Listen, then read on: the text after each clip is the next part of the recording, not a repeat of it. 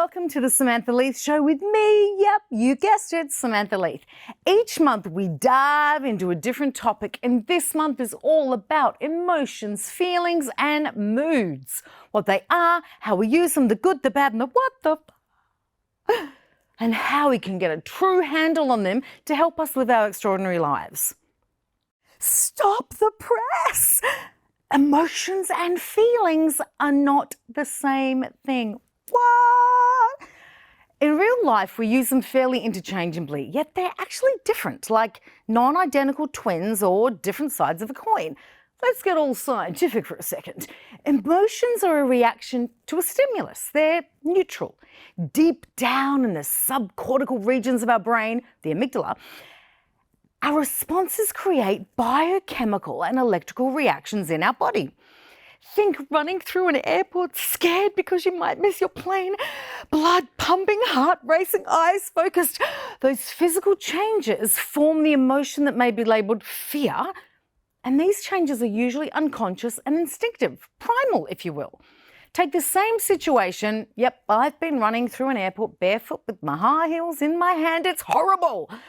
The feeling you might be experiencing is worry. If you miss the plane, you won't get to the meeting on time, then you may lose the deal, which will impact your mortgage, and so on and so on and so on. This is the neocortical region of your brain at work, assigning meaning to the emotion that's, run the race in that situation.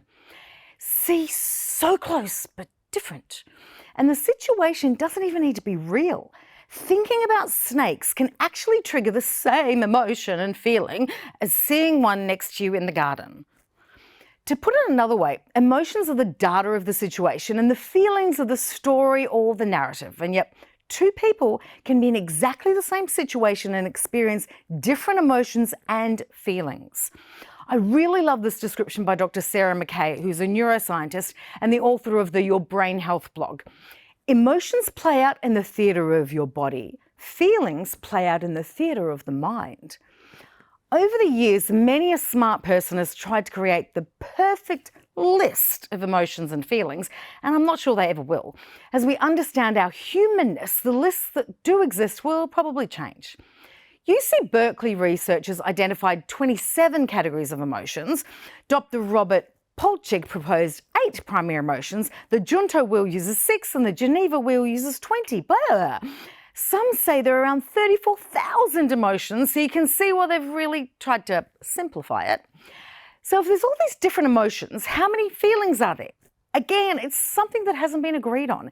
If you go to the Google and investigate it, lists range from dozens to hundreds. The Hoffman Institute has a great one, and I love Daniel Laporte's list of core desired feelings. Well, why do we even need to know or even care that they're different? Bottom line, it helps us to be able to understand ourselves and navigate this thing called life. Being able to name the feeling and know how the emotion is showing up physically can help us to self-regulate and get back in balance. Even a simple breathing exercise in the midst of a chaotic emotion can shift you out of that state in seconds. This awareness also helps us in our decision making, which, given most of us suffer regularly from decision fatigue, is definitely a good thing. I am so mad! I don't want to be here. You always make me do things I don't want to do. Why won't you listen? Blood is boiling, my fists are clenched, my heart is racing, my eyes are getting really crinkly, and I do not want to do this. Scientists have shown that emotions come first, then as those chemicals go to work in our body, our thinking steps up and creates the feelings. So we know that there's a physical link between them. Maybe I should just stop there. Done? I can go? Can I go? Yeah, I think I can go. There's so much more though. I recently became aware of the link between heart rate variability, for example, and emotion. This variability, when it's out of whack, shows your body's in a state of fight or flight or heightened stress.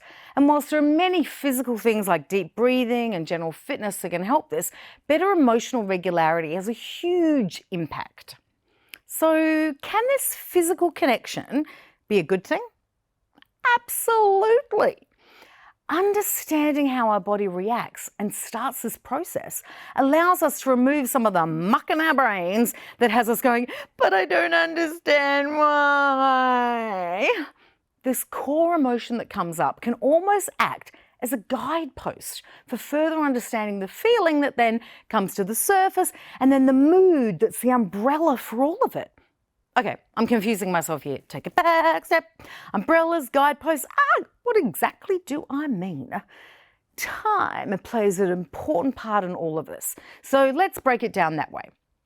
Emotions, feelings, and moods are with us always and are highly variable.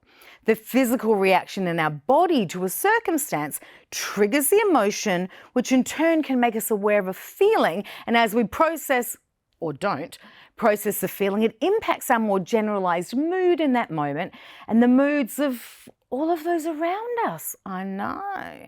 Picture this. You've had a busy day, rushing home to get dinner on. You take a few corners too quickly, scowl and some other drivers and slam on your brakes in the driveway with your heart racing. Anger is risen to bite you on the bum and you are feeling resentful and irritated with the world. First, your boss gave you an extra task this afternoon, making you late, and he spoke to you in that tone that you hate. Then the traffic sucked, and now again you're thinking, why the hell do I have to be the one to make dinner? We both work. What makes them so important that they get to come home and have it all done for them, huh? Watch out, world. They walk in the door and it's worse. You forgot to turn the stove off in time. Your son has a stain on his new shirt and your partner doesn't even ask how your day was. Next thing you know, the conversation is short, your sun is acting up, and that black cloud of your moon has rained down, soaking everyone. Yuck.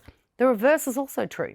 Can you remember a time when you haven't wanted to go to an event and then you end up having the best time ever?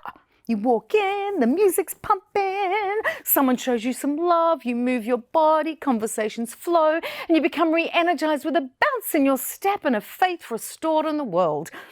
You may look at both scenarios and think, well, you can't do anything about it because of the physiology. You would be mistaken, my friend. There are many ways in which we become better at self-regulation with emotions, feelings, and moods. I'm so happy! Yay! I asked a gazillion times if we could come here and we did. Oh, I feel like I'm walking 10 feet tall. My body feels so light and airy. My eyes are wide open and my mouth just can't stop smiling. Thank you so much for watching this week's episode. Please like, share, comment, and subscribe and help me to be able to bring you more juicy topics like this.